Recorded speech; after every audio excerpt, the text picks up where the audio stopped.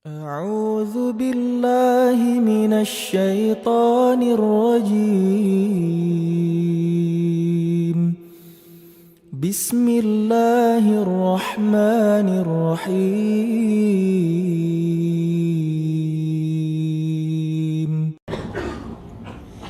Minyak wangi yang kita harus pakai seperti apa? Karena minyak wangi yang ada di sekitar kita, minyak wanginya pakai alkohol. Setiap kita harus gimana? Atau minyak wangi seperti apa yang harus dipakai? Boleh saja walaupun minyak wangi beralkohol, karena alkohol sudah pernah saya jelaskan, najisnya secara makna. Dia najis di zatnya, tidak menajiskan. Diambil daripada riwayat sahih menjelaskan tentang pengharaman khamr. Al-Ma'idah kalau salah ayat 90 menjelaskan masalah itu. Yang jelas Allah SWT pada saat menurunkan pengharaman khamar, para sahabat memecahkan kendi-kendi khamar mereka dan membasahi tubuh-tubuh mereka, baju-baju mereka, dan seluruh jalan Madinah penuh dengan khamar. Ya, karena pengharaman turun dan mereka saling mengingatkan Allah telah mengharamkan khamar. Kemudian azan sholat, lalu kemudian mereka sholat tanpa membersihkan baju mereka. Maka ulama mengambil mengatakan kalau penggunaan alkohol sifatnya eksternal tubuh, misal untuk membersihkan luka, pakai semprotan minyak wangi, segala itu tidak ada masalah. Apalagi dia begitu kena udara, dia nguap sendiri kan, makanya tidak ada masalah. Tapi kalau yang masalah kalau diminum, karena dia memabukkan, nah itu berbeda hukumnya. Kalau misalnya antum juga masih ragu dan mau pakai minyak wangi yang tanpa alkohol, tidak ada masalah, banyak dijual kok tanpa alkohol. Yang penting jangan tinggalkan minyak wangi. Dan kata Nabi SAW, sebaik-baik minyak wangi laki-laki yang lembut warnanya, keras baunya. Memang nyengat laki-laki itu dianjurkan. Nah, kita tahu di hari Jumat kita dianjurkan pakai, ya.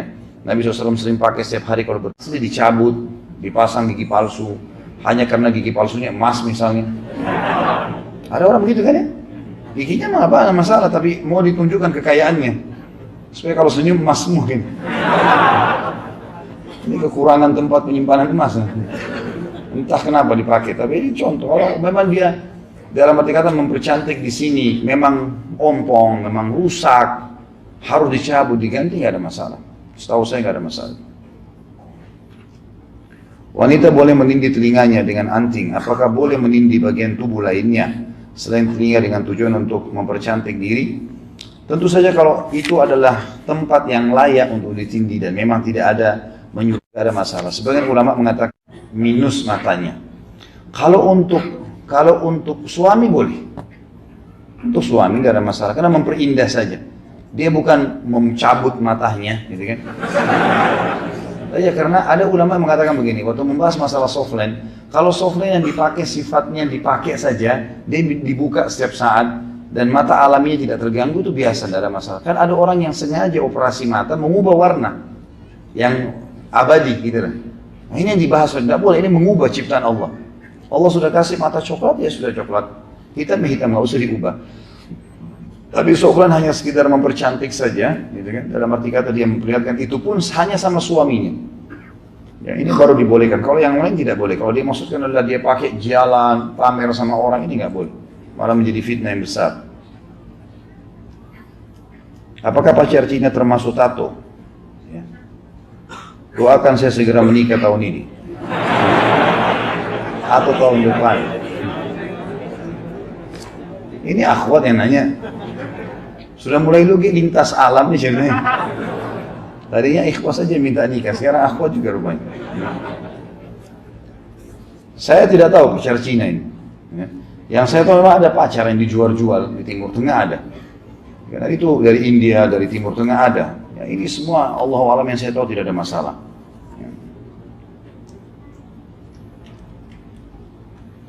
Apa hukumnya nindi dan masuk ke dalam kategori apa, dan apakah taubat saya diampuni apabila telah meninggalkannya?